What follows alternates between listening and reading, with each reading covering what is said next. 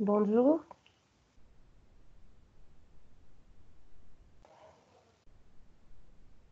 ça va? On m'écoute?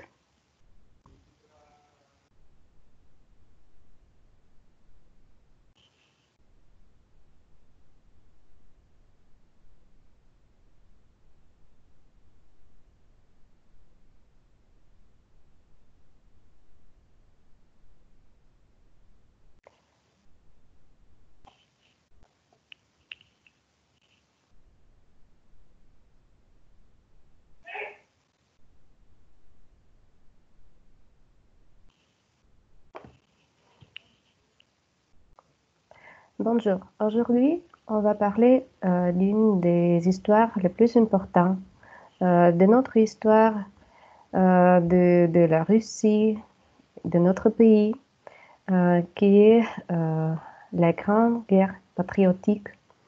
Euh, et aujourd'hui, on va faire une petite leçon de la page de la Grande Guerre patriotique.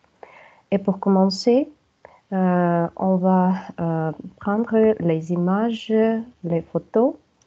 C'est pourquoi je vous demande la permission de faire cette photo pour la faire ici en direct.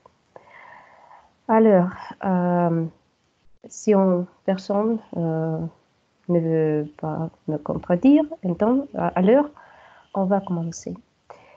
Maintenant,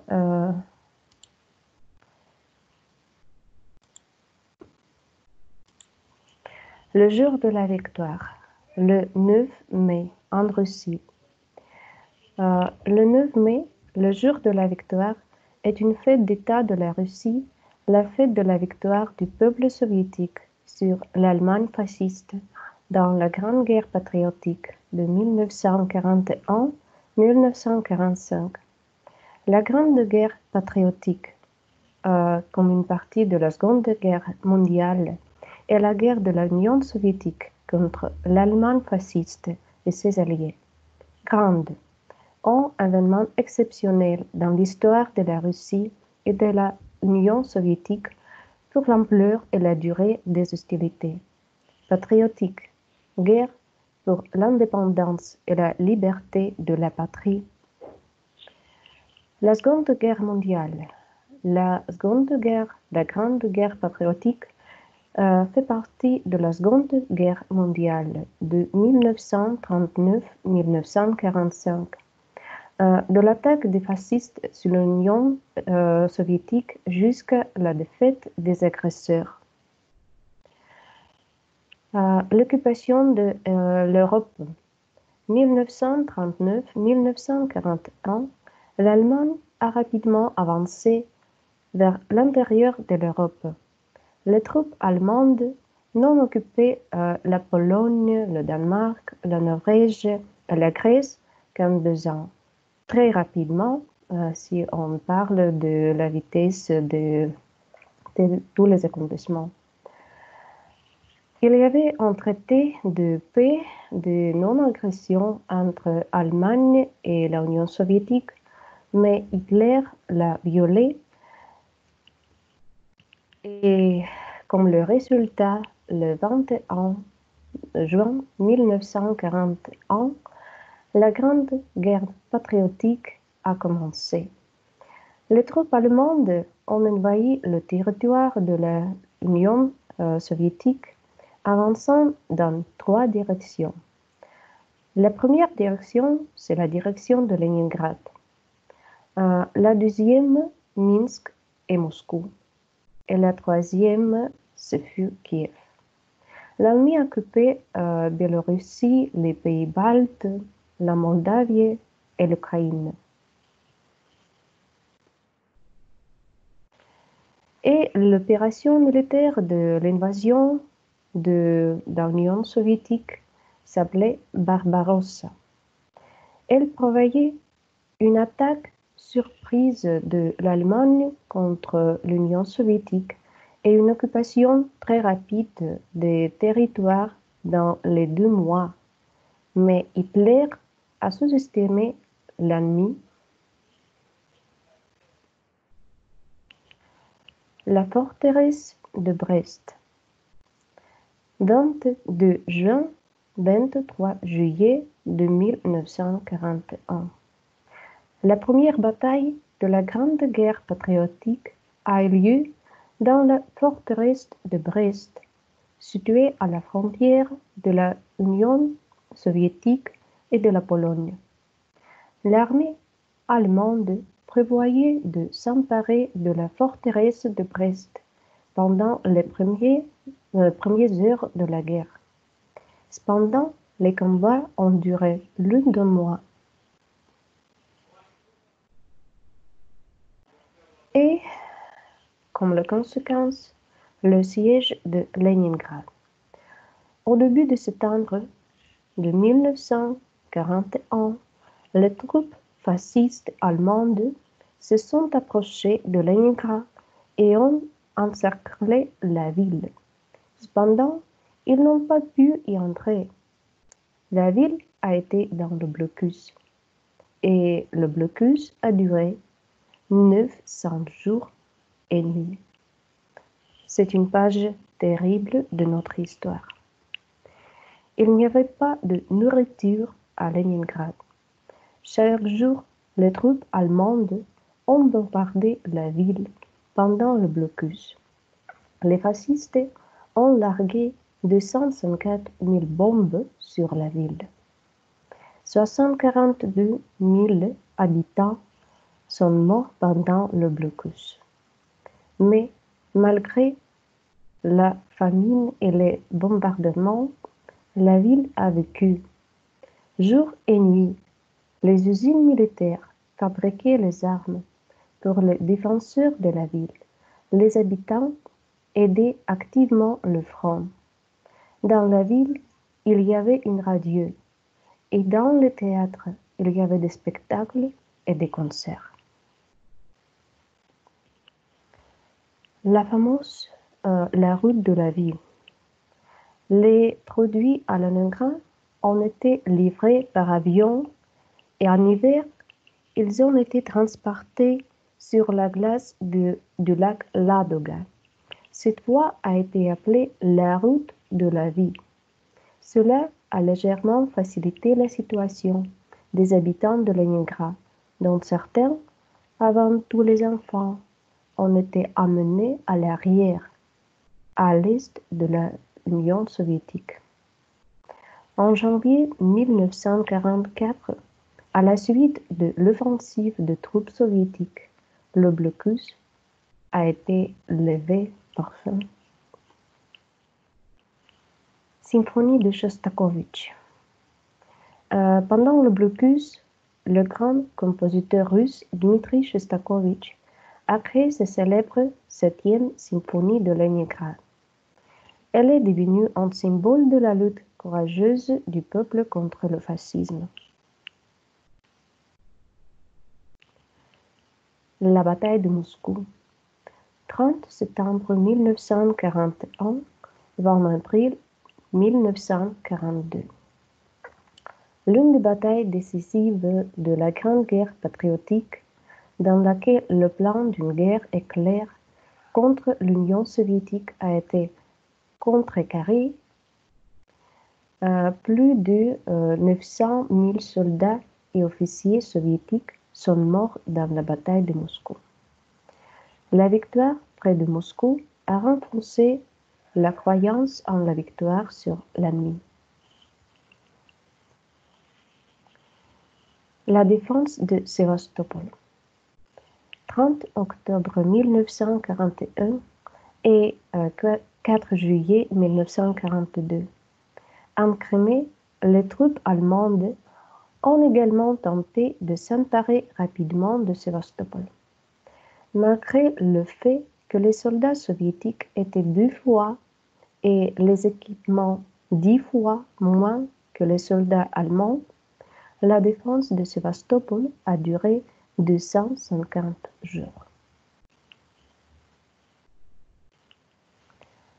La bataille de Stalingrad. 17 juillet 1942, 2 février 1943. La victoire des troupes soviétiques à la bataille de Stalingrad est devenue l'étape la plus importante de la guerre. Cette bataille a duré 200 jours et a été menée sur le front d'une longueur jusqu'à 850 km. Avec la victoire à la bataille de Stalingrad, l'initiative stratégique est passée à l'Union soviétique. Maintenant, la ville de Stalingrad s'appelle Volgograd. La bataille de Kursk, 5 juillet, 23 août 1943. La bataille de Kursk a duré 49 jours et, par conséquent, a fixé une fracture au cours de la Grande Guerre patriotique. Les troupes soviétiques ont remporté la bataille de Kursk. En l'honneur de cette victoire, le premier feu d'artifice de la guerre a été donné à Moscou.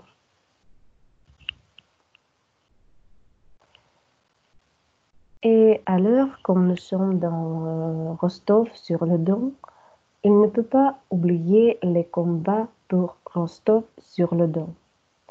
Au début de la guerre, les fascistes prévoyaient de s'emparer du Caucase du Nord car c'était la principale source de pétrole pour l'ensemble de l'économie de l'Union soviétique. La route vers le Caucase passait par Rostov. Les troupes allemandes ont occupé Rostov-sur-le-Don 2 fois, à l'automne 1941 et à l'été 1942. La ville était défendue par la division d'infanterie 339.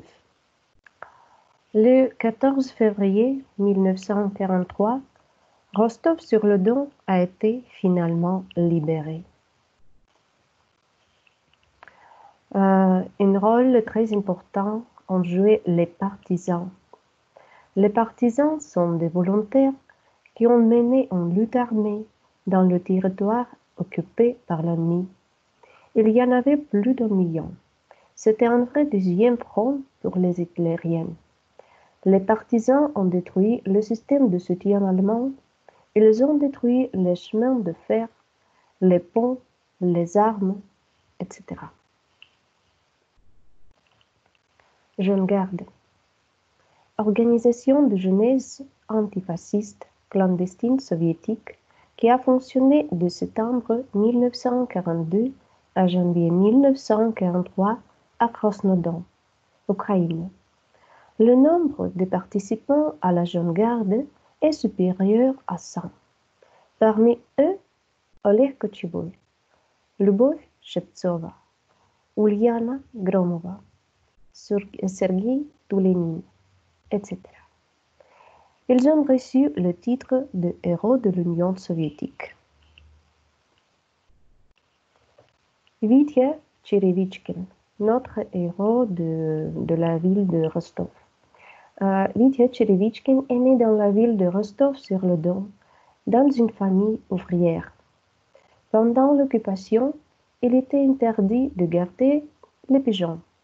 Mais Vitya n'a pas eu peur et a envoyé un courrier de pigeons avec des informations importantes sur l'emplacement des troupes fascistes dans la ville. Un jour, des soldats allemands ont remarqué des oiseaux. Les fascistes ont trouvé Vitya et l'ont tué. Les opérations de libération. Au début de 1944, les troupes soviétiques ont mené de grandes opérations offensives. L'assaut de Berlin. Le 20 avril 1945, l'assaut de Berlin a commencé. Le 21 avril, les troupes russes sont entrées à Berlin. Des batailles féroces se sont déroulées dans les rues. Les combats ont continué jour et nuit. Le 1er mai 1945, les soldats soviétiques Yegorov, Kantaria et Berest Berext, Alexei fut résident de Rostov-sur-le-Don. On installait la bannière de la victoire sur le Reichstag. Et enfin, la capitulation de l'Allemagne. Le 8 mai 1945, à 245 heures locales, ou le 9 mai à 0:43 heures de Moscou, a été signé l'acte final sur la reddition inconditionnelle de l'Allemagne fasciste et de ses forces armées. Les pertes. On ne sait toujours pas exactement combien de personnes ont été blessées et combien sont mortes pendant la Seconde Guerre mondiale. En moyenne, il y a environ 55 millions de victimes, dont plus de 26 millions sont des citoyens soviétiques. Et comme un symbole de la guerre, le ruban de Saint-Georges. L'un des principaux symboles du jour de la victoire était le ruban de Saint-Georges de deux couleurs, orange et noir. Le noir symbolise la poudre à canon et l'orange symbolise le feu. Cette combinaison de couleurs est devenue un symbole de bravoure et de courage. Ce ruban fait partie de l'ordre de Saint-Georges, la principale récompense militaire de la Russie depuis 2 siècles. Personne n'a oublié, rien n'est oublié. Le jour de la victoire est l'un des jours fériés les plus importants. L'événement principal de cette journée est le défilé militaire sur la place rouge à Moscou, où participent des soldats de l'armée russe et des anciens combattants de la Grande Guerre patriotique. Et le Régiment immortel est un mouvement social international visant à présenter la mémoire de la génération de la Grande Guerre patriotique. Chaque année, au jour de la victoire, les participants au mouvement passent par une colonne dans les rues de ville avec des photos de leurs parents, les participants à la guerre. On trouve les monuments aux soldats soviétiques dans le monde entier. Et on vous invite de se présenter dans notre leçon suivante sur les monuments. On va parler plus détaillé sur les monuments de la Grande Guerre patriotique. Les monuments à Rostov-sur-le-Don qu'on peut visiter aussi. Le monument Stella, un monument commémoratif à Zmievskaya Balka, aux chars de guerre qu'on peut trouver sur la place Gvardievskaya. Merci de votre attention. Cette présentation fut préparée par les professeurs de l'Institut international interdisciplinaire et d'études ibéro-américaines et traduit par les professeurs de cet institut aussi. Спасибо. Спасибо. Merci, merci beaucoup.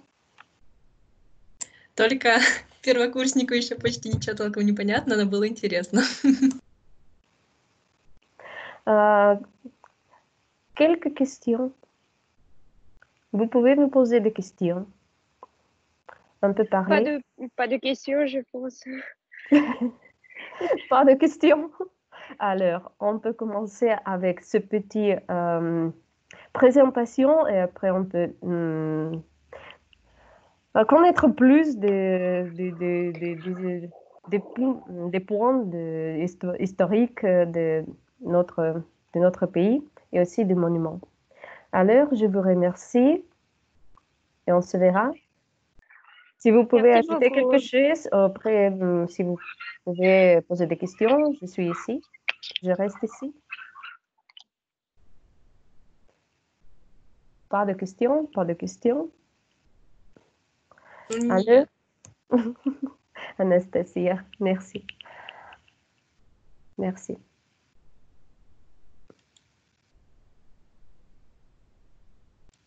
Si vous n'avez pas de questions,